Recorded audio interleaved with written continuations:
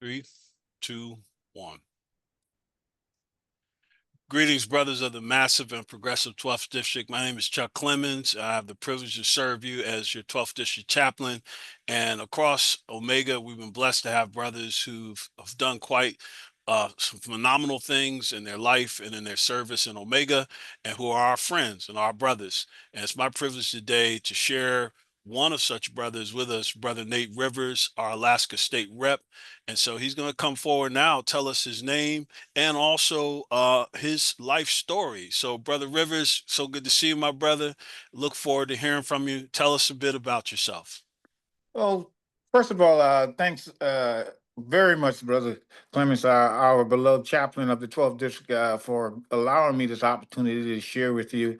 I don't normally get up and share too much, but I think you asked me to share my testimony, and I think my testimony is worthwhile sharing. And I am extremely proud to say thank you for the opportunity. As Chaplain said, I am Brother Nate Rivers. Spring 93 Gamma Alpha Alpha.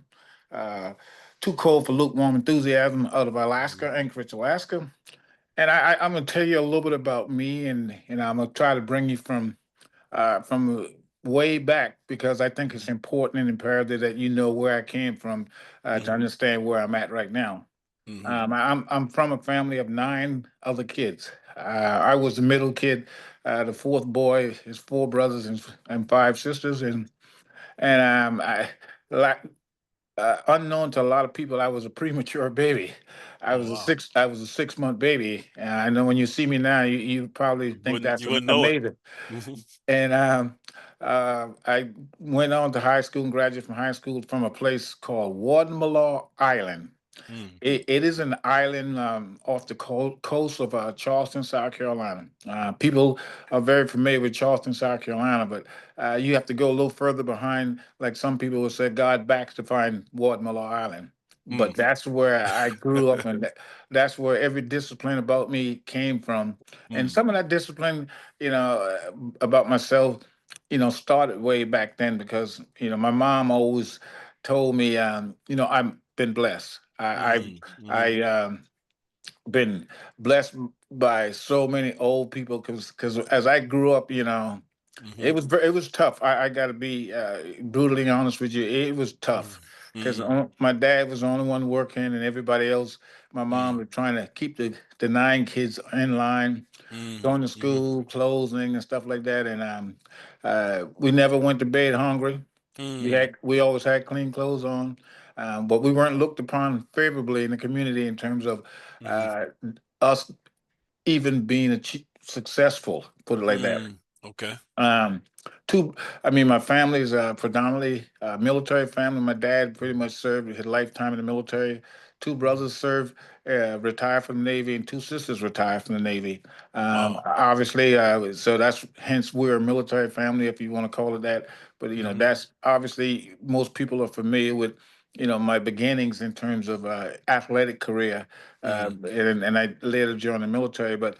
My athletic career developed from getting beat up by the big kids in my community a lot of Wow. times in terms of Wow. football, in terms of playing, because I was pretty small in high school. I mean, when I graduated Really? from yeah, when I graduated from high school, I was 5'11", 180 pounds.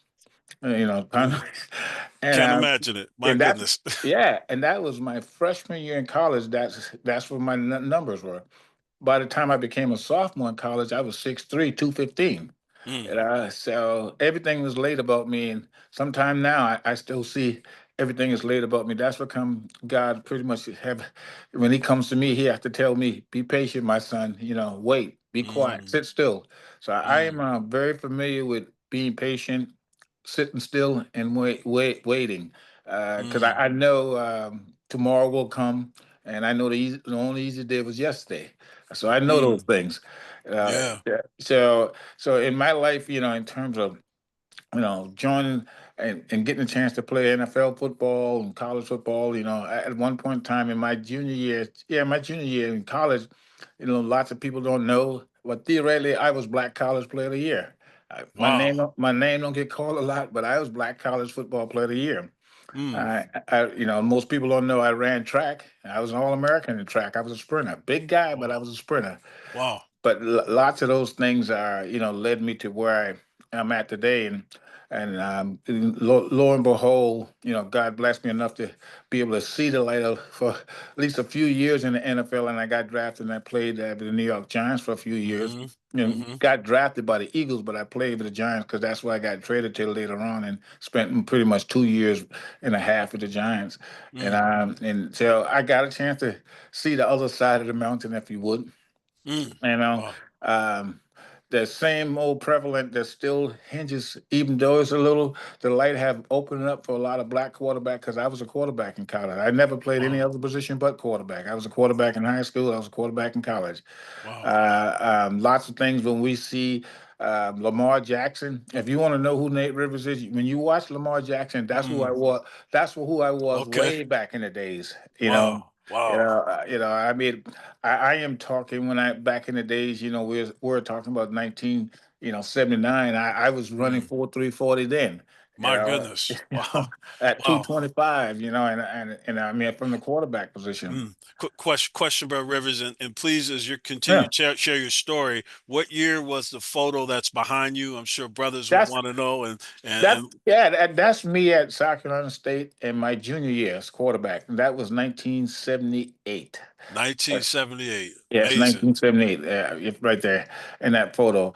And Mm. I was Slim Jim, if you would. All And right. I mean, and that photo right there, I'm actually 220. $220. Yeah, I'm actually 220 pounds in that Mm. photo. And but but again, things has, if you would, gone better for me than most people, and I don't Mm. take that lightly. I mean, but Mm. I worked a lot to get to where I'm at, but I don't take it lightly in terms of things going well for me because I know, and like I said, I am not a deeply religious guy, but I know where my faith come from. That's I, right. I know that, and I Hmm. know I had my grandmother and my mom who are what I call praying ladies. I, Mm. I know everywhere I ever went in my life, somebody was praying for me. Hey, Somebody was laying that blessed road for me. And I amen. and again, I don't talk about it that much, but I know Yeah. that fact will never change, and that's a fact. And Hmm. I'll share some things that more prevalent to you as we move through the discussion here. Hmm. Some of the things that has been kind of somewhat challenging though for me, because I've had many challenges. Mm. Um, when I decided to join the military, for example, when I left the NFL, I mean, I got cut from the old Baltimore coach because I didn't. That's who I really finish up with. I Hmm. got cut from the coach like a Saturday, Sunday weekend. Mm. By the time I got back to Orangeburg, South Carolina, where my wife was at, Oh, wow. I sat around for maybe 2 days, 3 days, and said, I had my college degree already, Hmm. but that's not what wanted to do at the time because my degree's in elementary education. Mm. Wow. I could have easily went into teaching elementary schools, but that's Yeah. not what I wanted to do. Hmm. I made a decision to join the military probably in a 48-hour period to say I wanted to Wow. do something. I wanted to do something different, and I was looking for an opportunity to find myself, if you would, because Mm. when I got cut, if you would, or let go by from the NFL, like most of young kids, and what I saw, I Mm. knew I could compete, and I knew I was just as good as anybody out there, and that's Mm. rightfully so when you think about yourself individually. But Mm. the timing was not right for me when when we talk in 1980, 1981. Mm. For me as a black quarterback or as a black Mm. running back, eh, Was transitioning, it was just not right. So I mm. I made the life decision to do something different, change course, and join the military. Mm. Well, it went exceptionally well. I can't, because I mean, again, when I put my foot into something, I put my foot into it. Mm. Joined the military, and I made E6. Mm. If you know how the Wow. military rank structure go, Mm. I made E6 in less than 2 years in the Army. Wow. And Okay. even though I was an infantry guy, which is Hmm. the hardest thing you can find in the Army, because when I went to the recruit, I basically told him, "Hey, man, I want Hmm. to join." The guy thought when I showed up, the guy thought I was there for some autograph session. Oh, You know, wow. because he knew Wow. who I was. Wow. I said, no, I'm not here I'm for here an to autograph. join. I'm here to join. Wow. So I got to Fort Benning. If you ever been with basic training guys, you know how drill sergeants Mm, are. The mm. guy pretty much told all of us to get our so and so off his bus. You know, Wow. all the new Okay. recruits. And I mean, the guy knew about me before I even got there. Mm, When I got off the bus, the guy looked at me and said, "Hey, you." You know mm, that's what you call every new private. Don't call him by his name. Just call him, "Hey, you." mm, Hey, you drop, do push-ups. You ain't in the mm, NFL no more. mm. I Wow. mean, He came right at you. he came right at me, but Okay. I laughed it off because I was in immaculate shape. I could do push-up all day. You know, Okay. it's gonna hurt you before it hurt me. You know. So, You're, you it got well and everything worked out and I was successful and got promoted and moved on and the time came where there was a black guy lieutenant came to me and said, "Hey, you know, he's at the time Sergeant Rivers, don't you have your degree?" I mm, said, "Yeah." Do you know about Officer Candidate School? Nobody had told me about it. I didn't know anything about it. He said, mm, "Yeah, you know you can apply for Officer Candidate School. I want you to apply." So I applied. I had a white commander who have to actually sign off on the mm. application. Okay. Four times that guy said no. Four times. Mm. Did not Wow. want to sign. This black lieutenant kept pushing it. This white captain kept saying no, no, no. Wow. And of Wow. course, you know, and I don't hold that against him, but he was a West Point graduate. Mm. And I You said, think he was intentionally just because you're black? oh yeah, Okay. oh yeah, Okay. as God had it, so I later ran across this guy when I was a captain in the army, and he was a major. Oh, You know, God oh, probably intentionally made brought it it back such that, around. yeah, because walked right up to the guy, tapped him Mm, on his shoulder, and said, his last name was Day. "Hey, Major Day," and he turned mm, around, he looked at me, and mm, he was trying to figure out who I am. I said, I'm Captain Rivers. You know, just got promoted to Captain Rivers. And he looked again and said, "You, Captain Rivers?" I said, "Yeah." I said, "I was the mm, guy. Remember when we used to be running and I was the mm-hmm, guy standing outside, running outside the formation all the time singing cadence? That was me. mm, That was me." uh-huh. He knew who I was, but he was trying to play it off. Try to play it off. Wow. Yeah. And it was a big shock to him, but I knew the path God takes us on. He always takes us, you know, Mm-hmm. back around. When we think that the bottom has fell out, he always takes us back and said, "No, Wow. I want you to know how struggle feel and how to struggle." You know, Yeah. yeah. So that you know that sense of life challenge, you know, went on, and I Mm, achieved and got past that. You know, mm. and I'm you know like I I said. I Right. did have a question, Bro Rivers, and again, continue to share Yeah. your story. I find it amazing just hearing your upbringing as a Mm, child, mhm. family of nine, and kind of dealing with negativity from the community. Maybe Yeah. they were judgmental, looking down. Yeah. Fast forward, NFL, tough time to be a black quarterback, and maybe if I heard it right, maybe the Yeah. country wasn't ready to receive that. And then Yeah. you have this other military individual who is trying to limit you. Yep. So my question was, which of those times would you find most the significant challenges that you face, and then how did you overcome them? Because you continue to overcome these things. I'm hearing different challenges along the way, and brothers face Yeah. challenges. So in your viewpoint, which of them would you say was like maybe the hardest, or didn't you? How would you describe it? Yeah. I would say the challenges were two pronged, and here's why I say it was two pronged. You know, as a young kid coming up in the community I came up in, and you know, like I said, I told you earlier, you know, large Mm, family, single parent working. Well, most of the kids, even though we were on the island, had parents, dual parents working, and so they had the resources to get what they want all the time. mm, It was mm, difficult to be able to give if you mm. had nine kids to make sure you give them all the goodies. But That's right. long story short, of that, you know, I can vividly remember people in my community saying, "You know, you're never going to amount to nothing. You're never going to be Mm, nothing. You're never going to be nothing." You know, there was a wow. few kids in our community whose parents had the wealth and resources that you know they thought they were above Mm, everybody else, and they are still on that island. mm, Because I go back home now, and I Mhm. see them, and they kind of see me, and they walk around with Mhm. their head down now. Head down. When Mhm. they used to tell me and my brothers and siblings that we were never going to be nothing. Mm. So Mhm. so the challenge of fighting my way up started Mhm. long ago, Long a time long ago. time ago, the aspect of joining the military and fighting my way from the top. I didn't know a whole lot of black officers when I first became an officer.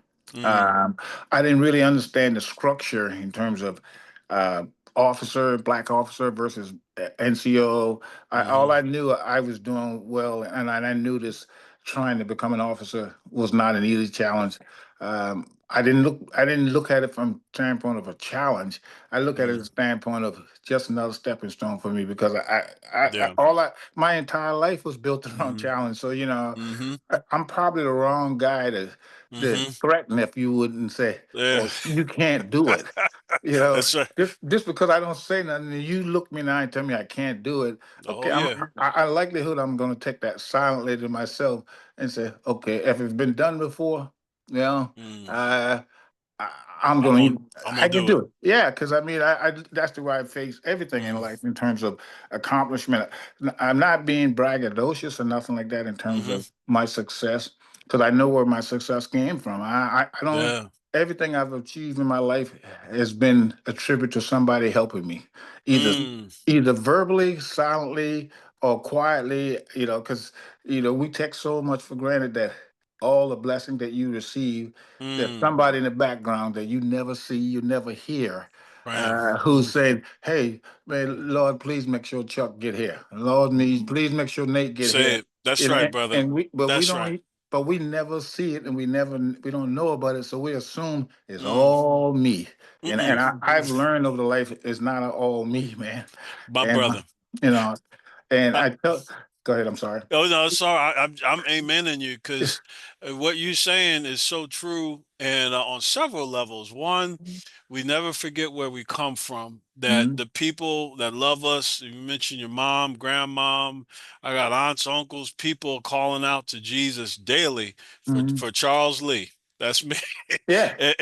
And blessings come our way. And then the other part, which you mentioned about the mindset. And there's Mhm, a scripture says, as a man thinketh, so is he. So when people are putting those challenges in front of you, you were raised with the mindset that, you know what, I can do this. I can mhm. overcome it, Yeah. but as a sense that you're not doing it alone, that you got Yeah. help, Oh yeah. you got God, and it doesn't even have to be religious type of talk. Yeah. It's just walking by Yep. faith. Yep. Hmm. I believe it, so therefore I'm gonna do it. So showing up, whether it be on the field, in military life, in education, and so as you continue to share your story, I just want to appreciate you, brother, for being humble and acknowledging all these things. Because sometimes Hmm. people attain. I don't know too many people that have had a NFL career, military career, and has advanced education that don't get the big head. Yep. I'm Oh, tired of oh, folks with the big head. They act like they get all snooty when they oh, get some, trust me, I know all too well on how that premises of people thinking about themselves mm, as a solo act in this world. There ain't no solo acts. ain't no There ain't no solo solo acts. acts. Nope.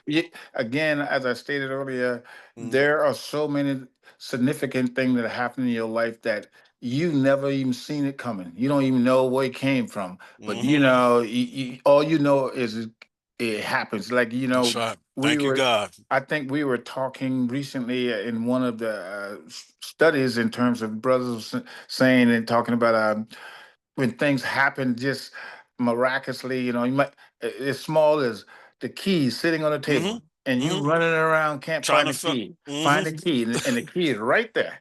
Boom.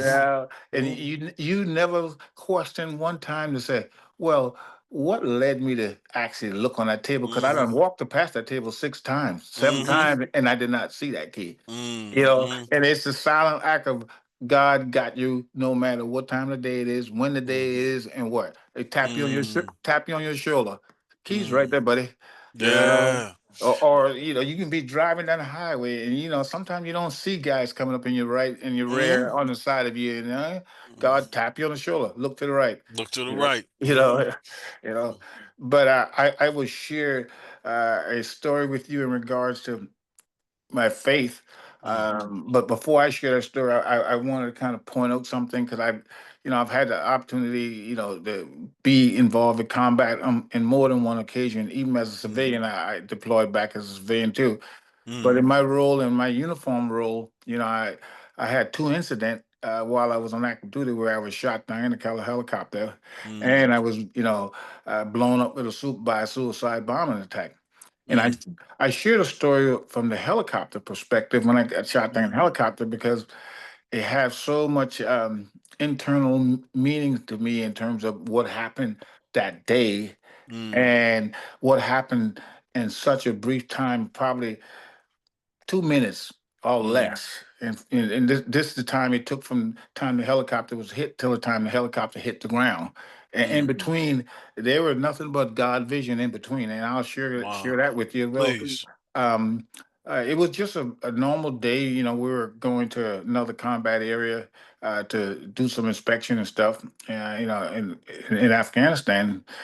And all of a sudden, the helicopter got hit by a missile. Mm, Rudder got hit. You mm, know, I, I'm not a guy to get overly excited mm, when the helicopter got hit. I knew what was going on. I knew it got hit. Oh man, okay, mm. helicopter's hit.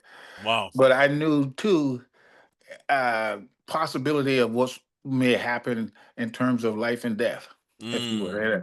yeah. I was on a helicopter with one of my sergeant majors, and he basically looked at me because there was a lieutenant on board with us. Mm, When he got on the helicopter, he was talking so much about, oh, mm, my Ranger tab, and I'm mm, Ranger this and I'm Ranger that. And mm. Sergeant Major kept looking at me, and I was, oh, this guy here bragging. I said, Okay. and, Just, he's young white lieutenant from West Point, of course. just talking. Hmm. When that real life hit, and that missile hit that tail, this Mm, guy, I mean, he started freaking out. Sir, what are we gonna do? What are we gonna do? And I'm saying we're gonna do what it takes to do to stay alive. hmm. I'm saying you need to calm down. He just jumping all over his skin, all Mm, panicking. And I'm the senior guy on the helicopter. I'm like, mm, and so I'm asking the pilot, hey, you know, what is it, we need to do to prepare ourselves for landing? He said, sir, we're gonna crash. I am gonna call ahead for Mayday to let them know what's going on, where we at. hmm. And the pilot did all of that. Him and his but the amazing story about that whole thing is that when that helicopter got hit and started going down, and from that period uh, Mm, of information exchange between me and the pilot and this lieutenant. In fact, let me give you a story back on this lieutenant hmm. because he was, acting so sporadic. Mm, I mean, I literally physically reached across and slapped him.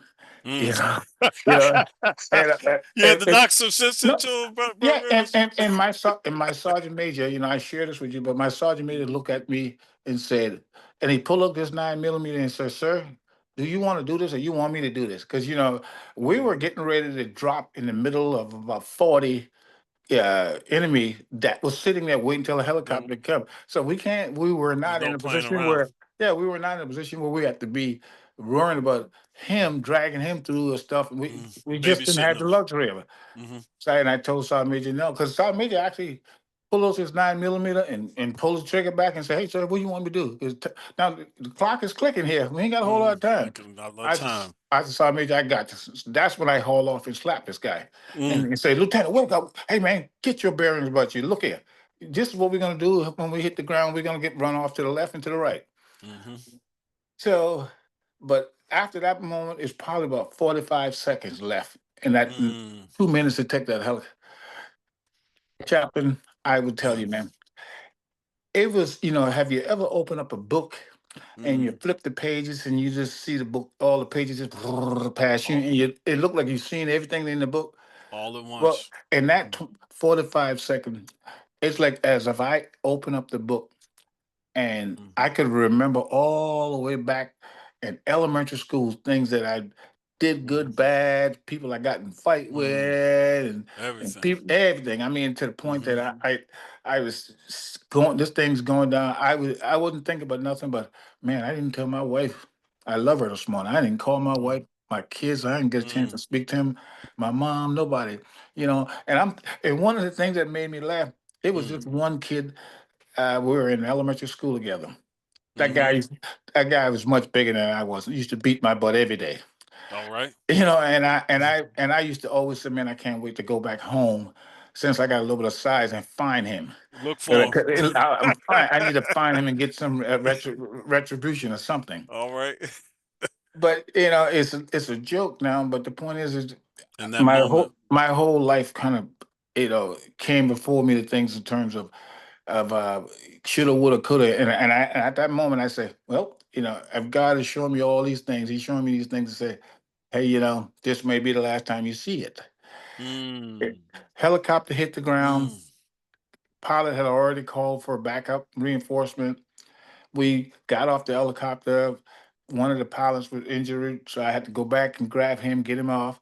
And meanwhile, bullets flying everywhere. And we got off in the ditches and held our head down. About 30 seconds later, Black Hawks and stuff came in and started just cleaning up everything. Because basically, when that happens, and Black Hawks and stuff is coming, you get off to the side and hold your head down. Because when they come through, it's Mm. like they scrape everything. Anything holding their Mm. head up will likely not Mm. be there in about 30 seconds. Mm. So, They're not and I, playing. no, they're not playing. Mm-hmm. So they came through and was able to get rid of 95% of whoever was standing and wrong, thought that they had a chance. And we got through it and got over it. But again, it's a struggle that I, struggle with at times because the suicide bombing things, it was somewhat different because basically we were walking. When I said we, a bunch of other people were walking because the location where I was at, you had to walk pretty much through town to get to your area that you lived.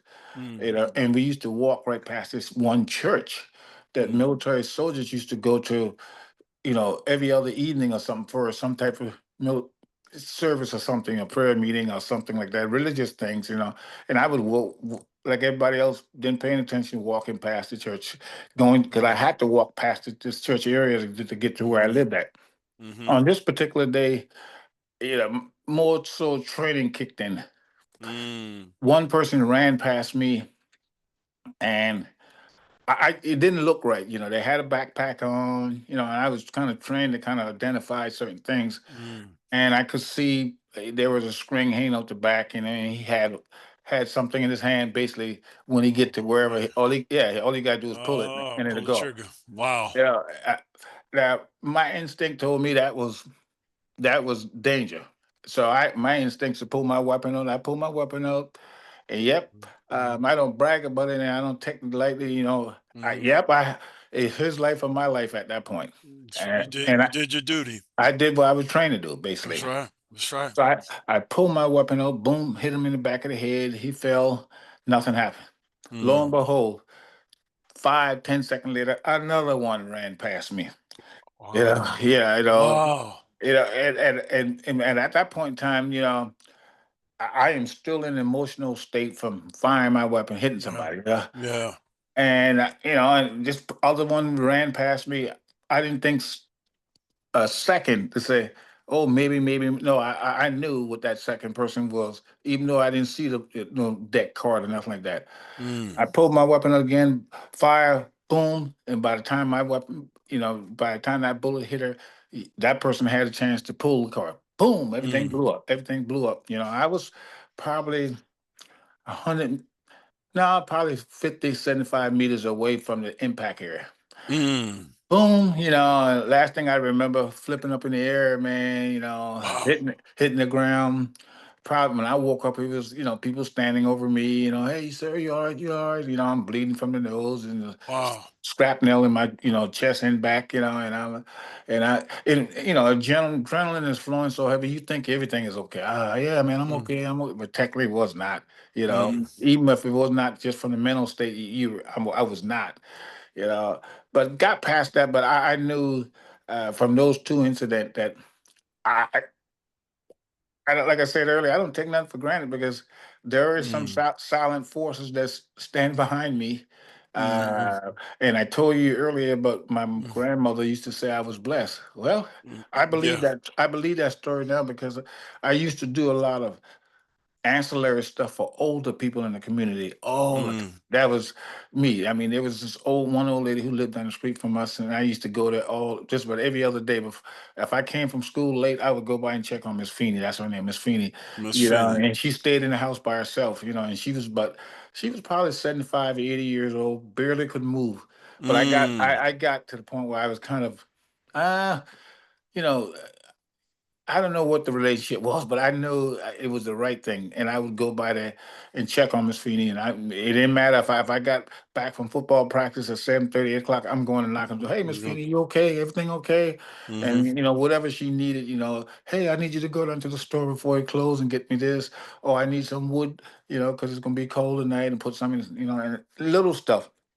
But over the years, probably a 10-year period, I got really close to the lady, Mm. and she passed away.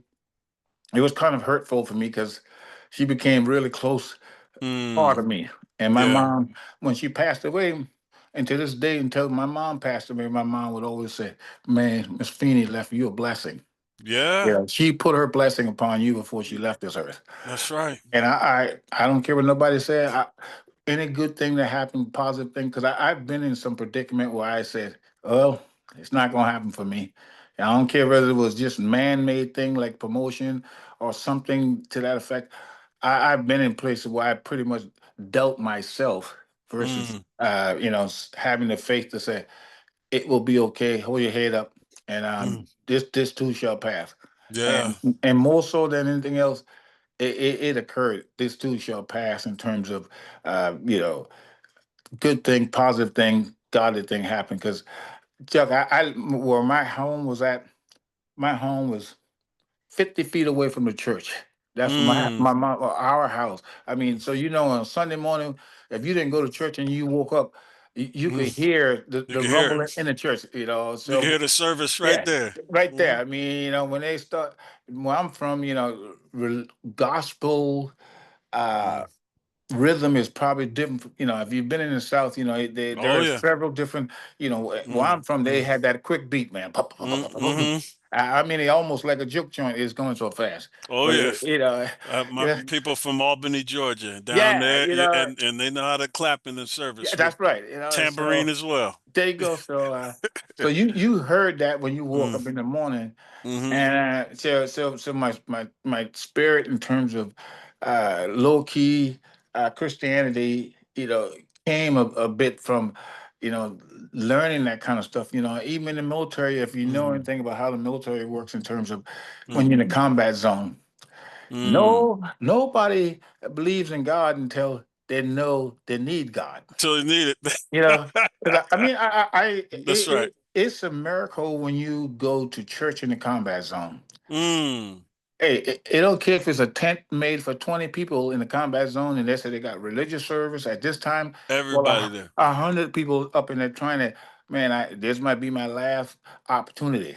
Mm. And I have not been to a church service in a combat Mm. zone where it was not overly filled. Well, Brother Rivers, you said a lot, and I want to circle back to a few things, but you yourself know there are no atheists in a combat zone, like you No, said, no nope. atheists in a foxhole. Those stories, respectfully, as you shared about surviving, getting shot down in a helicopter, two suicide bombers attacking you, and one honored that you would share it with us with the brotherhood, and I'm honored you share it with me, my friend and brother. The man that was, excuse me, the officer that was bragging and boasting, he immediately got emotional and he Hmm. was out of himself. Hmm. And speak to us a bit about, man, how do you manage emotions? Because I mean, you're in a life and death situation and helicopters coming down, but somehow, some way, with the help of God and those prayers of the saints that have been loving on us, you're able to do your job. You're able to communicate with the pilot. Pilot was able to do his job, and sometimes our emotions get the best of us. The brotherhood, we're strong-willed brothers. We get in our meetings. Sometimes feelings rise, people get angry and so forth. Speak to us about maybe your perspective of how do you manage your emotions when everything around you is going off. What do you think, my brother? And you're absolutely right because in that, like I said, it was a 2 minutes gap there where chaos was everywhere around me. Mm. When it came to that lieutenant, I was fortunate where the big hand slap brought him back. Like John But Wayne stuff. yeah, but I don't know Mm. what would have happened if that slap had not calmed him down because Mm. I had a sergeant major with me who was thinking, He was hey, ready. we will be better off with this guy here, you know, Gone. gone because technically he's a hinder if he can't function based on the training he has, and if he went to ranger school, god no, this would be a piece Mm. of cake for him. Yeah. Mm. Mm-hmm. But when it comes to emotions, it's the same thing as internal emotion because I will tell you to this day, Mm. because I've seen so many coffins in the combat zone where because we in the combat zone, every time a soldier die, if in your area, we do a fallen comrade ceremony. That's what they call it, a fallen comrade. But what happens is it doesn't matter what time that body comes back to the base you're on, midnight. The horn goes off. Everybody line up on the street. Everybody. Mm-hmm. So wherever Mm-hmm. your camp is, it's a street that came right down to the middle of to the area that we all stayed. Mm-hmm. It was about a mile long. Everybody got to line up on that street, and that body comes right between everybody. Mm-hmm. You don't know who it is, but you lost a brother today. You Mm. lost a brother a couple of hours ago, and it That's comes right. down. And I mean, it is so draining when you Mm. do that. The first time it is a marvel because you say, "Oh God, oh, okay." Mm. But when you Mm. see that over and over, Over. when I was there in Afghanistan for that year, it's like I mean I'm standing in a fallen comrades ceremony probably in total 200 times. And Mm. when you do that 3 or 4 times a day, even the strong-willed people mentally We'll get start to drained. start to get to you. You get drained, Mm. because when I came back from Afghanistan, that was even more of a challenge for me because I was seeing a psychiatrist, and I share with you I was seeing a psychiatrist, Mm-hmm. and the guy kept telling me, hey, Colonel Rivers, we need to talk about it. Psychiatrists, their main theme in terms of finding an answer is talking about it. Okay, we'll talk Mm. about it. But every time you see me 2 or 3 times a week and you telling me to repeat the same thing I told you a day and a half Mm. ago, or the day before, Mm. and yeah, I can repeat it, but the problem is when I go home, now my Mm. wife has to deal with that during the course of the night. When I'm to this Mm. day, I still Yeah. have nightmares occasion. But the point is, it was very. So I got to the point. No more psychiatrists. I have to deal with this. Mm. Where the best way God, helped me get through it at night, and Mm. it has worked for me. Now, I can't say work for everybody. It has worked for me, but people who have experienced real combat Mm. post traumatic things. Mm. It is no joke. I know some people look Mm. at it as a joke, but that's no joke. If you really Mm. experience some That's combat right. trauma, Yeah. and again, I think all of this is a roll up of how I was built from a kid all the way up. Yeah. I mean, it was little different pieces that my manhood grew, but all these little pieces kind of circling each other and made me Mm-hmm. into the concrete person I am. That you are. Like I tell people, Yeah. I'm when I say concrete, that don't mean I'm emotionless. It just means I am built for the long haul, Yeah. and I to this day I'm convinced ain't but one person can take me out, and I know who that is. That's You right. know, That's the Lord. That's the Lord. I do not have to Mm-hmm. search for him because he's with me all the time. I don't Mm. have to getting on look to my left or right because he's right there. Mm. That's right. So I don't worry about little things I can't control because I know, who my faith is, comes from. Mm. I know who's going to help me get through my struggles, Yes. Yeah. But Rivers, just I want to comment a few things and thank you just as I'm hearing your story. And hearing about that dear saint in the community that used to go visit and look out for, there's a saying in the Bible, blessed is he that considers the poor or looks out for the poor, for when you're in trouble, the Lord will look out for you. And it's like very much what your grandmother and mother taught, that you were raised to look out for those who can't look out for themselves. Yep. And then later on in life, when you're in these circumstances, clearly the Lord was looking out for you, Yeah. and and Yep. and, and you know He's looking out Yeah. for you. Yeah. And so my question was this: like, having been through from childhood to football to your military career, combat, and just and even post, what are ways that you cope with those memories now? Because you're right, so depending on the clinician or counselor therapist, and some are better than others, but what are ways that you cope? I know you work out and things. What are ways that you find that help you overcome those struggles that may come up mentally or emotionally? For me, I think you hit it on. I'm a big proponent of. I'm in the gym. I work out. Mm-hmm. And that's not a secret in terms of, part of my not only my physical well being but my mental well being when I Mm-hmm. hit the gym. I tend to right now for me, I turned 70 in a few days here, All and I right. no tomorrow. Matter of fact, not a few days, but Tomorrow. tomorrow. All right. Well, You happy know. birthday in advance, my brother. You doing better than 35-year-olds. So So, I've people who know me well hear the expression I use all the time. I can't worry about things I can't control. For my mm, coping mechanism is more so in a state of mind of you know I'm gonna do the best I can do every time I get a chance to do it. I'm gonna help as many people as I can in terms of helping people mm, because I think when people feel a sense of leaning so much on coping mechanism, that means you have a guilty feeling about something. And mm, and I look at it like this: if you're not feeling guilty about not giving your all where you should give your all the time, hmm. it's going to settle you down because we're going to have daily struggles. That's right. That's All of that us. that that that is what life is made. We're going to have daily struggles. It's a Mm, matter of how you line those daily struggle up in terms of priorities. I mm, have simple struggles and I have complex struggles. And I know mm, when I see complex struggles, mm, I look for the help of all the things and resources that can help me get through that struggle. Simple as that. mm, I'm mm. not immune to asking for help. That's I'm right. not, uh, when you're kind of hanging around as many people as I hang around, I know as many people to include yourself, bro. Chaplain is I know Appreciate you. how to make that phone call and say, bro, I need to talk to somebody.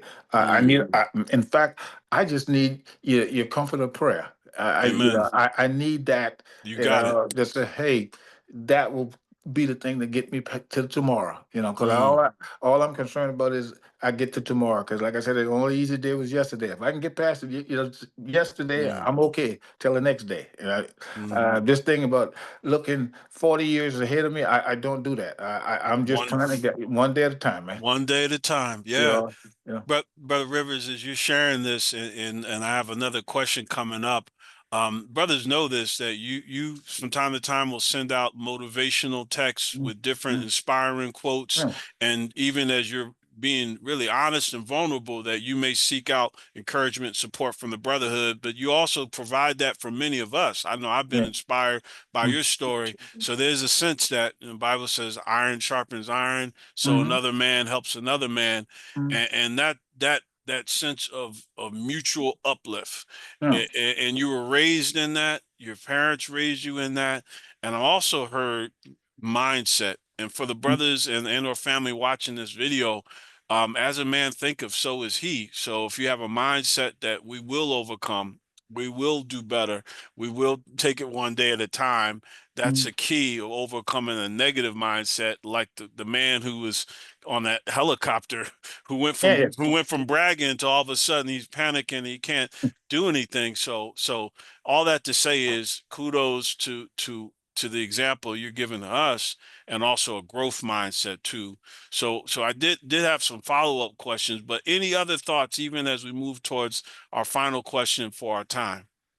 I will tell all the gracious people who are going to get a chance to see this and listen to this is to you know trust your heart. Mm, Uh, Even if you're not a person who go to church every Sunday or go to mm, every Bible study, I would tell you, mm, at least understand. what God intentions are for Yeah.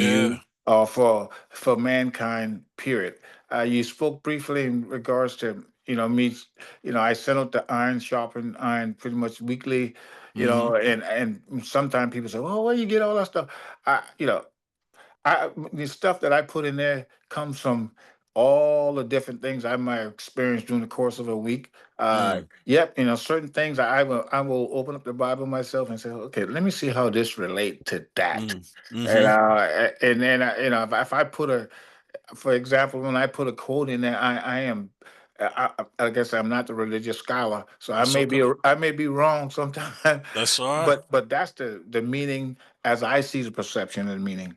My explanation of leading into it and how God s- kind of lead that person or that scenario down that path is Nate Rivers' explanation. And again, Chuck Clemons might read that and say, "Oh, Mm, he may say Jeremiah so and so, but I think if I go mm-hmm. digging a little deeper, I can find a verse that actually ties it even more." Mm, Great, great, mm-hmm. because it's just my perception is, and the Mm-hmm. intent when I send it out is it's not going to affect everybody. It's not going to Mm, even spur everybody on. But all I'm trying to figure out this day when it comes to whomever it comes to, it mm, touches that one person's soul enough to say, hmm, and mm, say, think about something. Think about yeah. something way beyond yourself. Think about something Mm, that you don't even know. Like I yes. said early on, you got to understand what's behind the cloak, what's behind it, Mm, that you don't see. yes. When you start to Mm-hmm. understand what you don't see and what you don't know, but it Yeah. happens. But it happens. You got to understand why it happened, how it happened. You would start to be a bigger and better person. Wow. You That know. that's profound, Brother Rivers, and I appreciate receiving that, those devotionals, and also what you're giving to us now is a huge blessing. And you mentioned something earlier that about the hidden hand of God, that like it could be something like the brother mentioned in the Bible Yeah. study that Yeah. he was looking for his keys. He had to Yeah. get to work. He didn't know where it was, and he just bowed his head like, God, please show me my keys. And then all Mhm. of a sudden, boom, Mhm. it's right Yeah. there. Yeah. And so it could be something just as simple as that to something maybe like you say, those complex problems that we face that we need some guidance with, Mm. and knowing God's intention for us is good. Yeah. We can trust the conscience when it's informed in those ways. Like, what should I make this left turn or right turn? And on these freeways, oh my goodness, Hey, woo! before you hit that last question, one Yeah, yes, other sir. point of emphasis Please. I want to tell people who's listening to one other uh, thing of emphasis you should consider in your life struggle. Do not wait for God when you're at the bottom of your lowest time. Yeah. Do Okay. not, do Don't wait not, till the. no, don't. I think too many times we tend to wait till that happens and say, Mhm, because again we keep forgetting mm. he's not gone, he's not lost. He's right When you there. when you at your happiest moment, he's standing right there. When you at your Yeah. lowest point, he's standing right there. But you're going to wait until you've forgotten him 50 times before you ask for him one time. Mm, No, mm. if you wake up in the morning and it's a good morning, thank you, Lord. Okay. Amen. That's right. Give him the thanks, when he duly deserve it. And don't wait till the time gets so bad. Like people always say, from a church perspective, is that Mm, we always ask the preacher to pray for us. Pastor, pray for me. Pray for my family. Pray for this. mm, But nobody taking into consideration who's praying for the preacher. mm. You know, Hey, we need it. and people, so many times I said, I'm like, Mm, no. We ask for the prayer, but there's a solid moment where we can get prayer too. If we want to give, God, please give hmm. give our chaplain the wisdom and wiseness to be able to see I need it. the unseen. You Mm, know. amen. My brother, that's gold right there. And by the way, anytime you feel led to pray for me, you go right ahead. I I will do it. I receive. do. I do it, my brother. I and do and it, my and, brother. and that's why I'm still here. And Yeah. my goodness, just personal testimony. There's times when I'm at the hospital visiting patients, and I have no idea what I'm gonna walk into a room, and I'll bow my head and ask the Lord for wisdom, and just don't know. And I got a report back from one of the chief medical officers. They said, Charles, I want you to know that that person you were talking to the other day wanted to take their life. And I said, who? And they said the name of the person.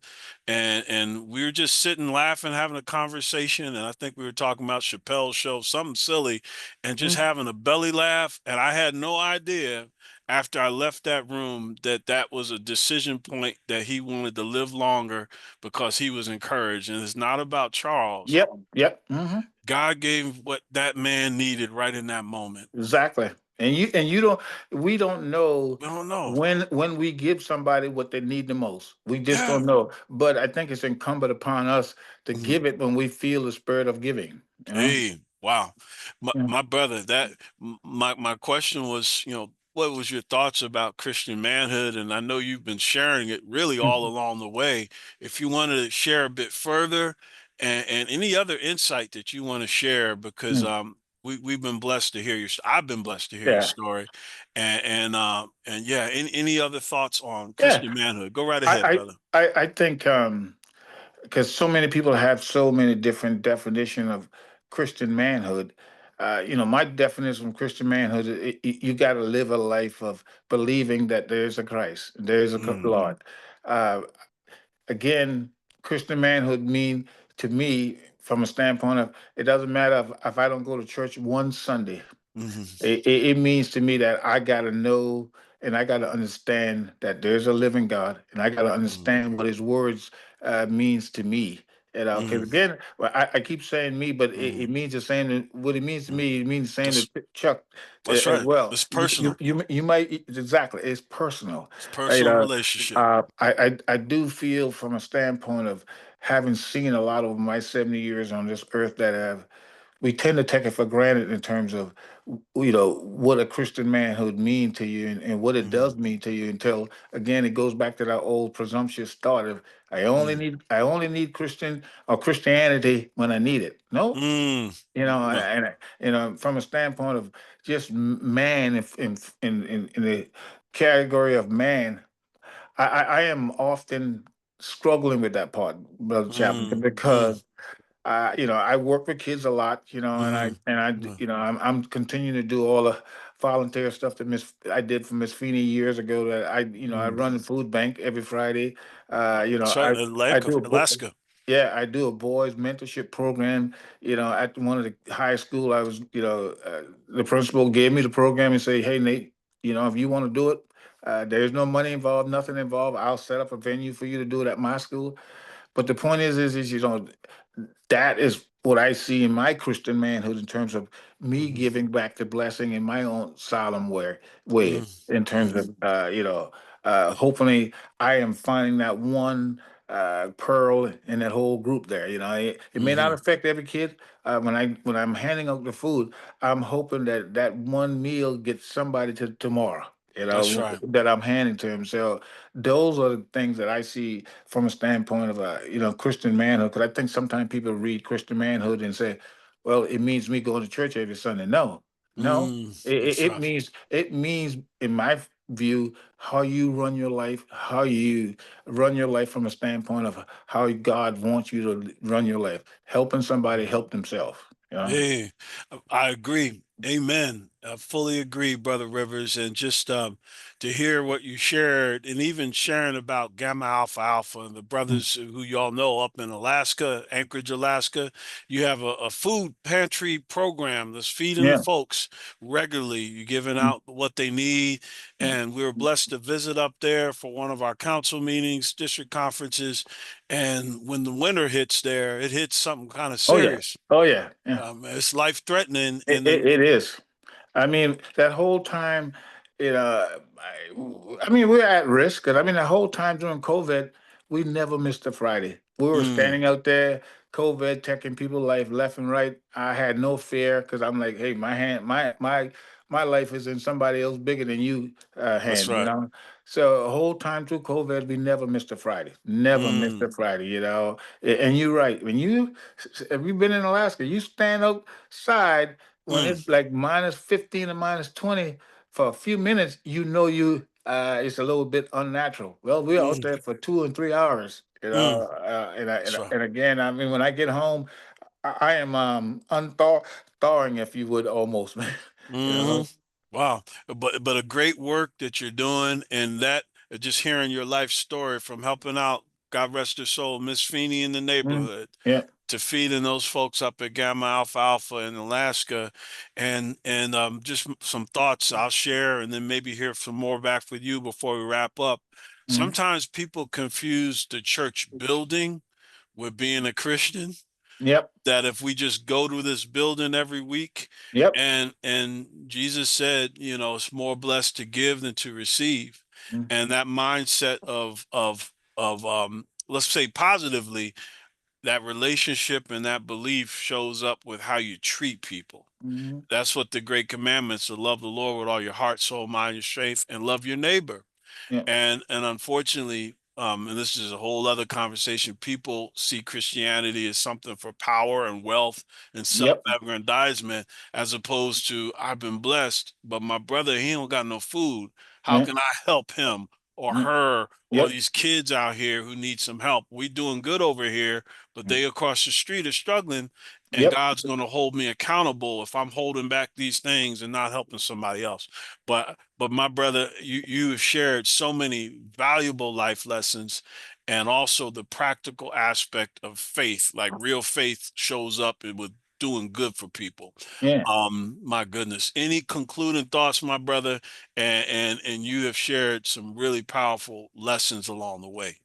Yeah, my concluding thoughts are, from a standpoint of we're going through life and thinking uh, we have, paved this path that we travel in, and we have not. Mm, Somebody gives us the breath to breathe every day, but I think it's important that we think in terms of holding ourselves accountable. Now, I don't mm, need nobody to tell me you're accountable for something during the course of your life. I don't care if you mm, tell me you're helping the poor, you're doing this or whatever. Hold yourself accountable for something. Just mm, something, because the expectation is for our heavenly Father to continue to carry you. You need to be preparing, and you should be carrying somebody too, right with you. Lift, mm. lift as you climb. Lift as you climb. You know. Woo! Mm. Wow. Thank you, Brother Rivers. Thank you. And to the brothers of the massive progressive 12th district and or family friends who may watch this video, this is Transformational Testimonies. We just heard a powerful story and testimony for our dear brother Nate Rivers, Alaska State Representative, 1993, made into Omega. We have been blessed. And as he shared, we will one day give an account for all those blessings we received. Did we give it to somebody else, or do we hold it all to ourselves? Brother Rivers gave us a powerful story today about how he's been blessed and how he's blessing others. God bless you. We look forward to you joining us for our next transformational testimonies.